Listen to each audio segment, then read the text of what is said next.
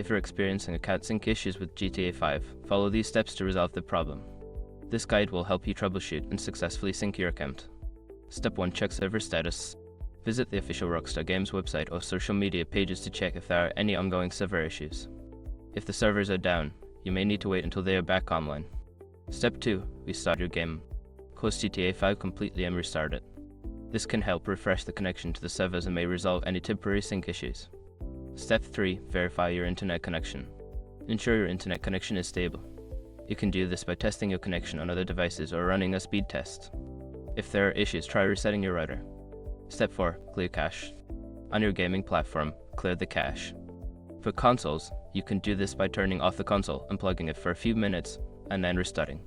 For PC, you can clear the cache through the game launcher settings. Step 5. Relink your account. If the issue persists, go to the Rockstar Social Club website and log in. Check your account settings to ensure your game accounts are properly linked. If not, relink them and restart the game. By following these steps, you should be able to resolve the account sync issue in GTA 5. If problems continue, consider reaching out to Rockstar support for further assistance.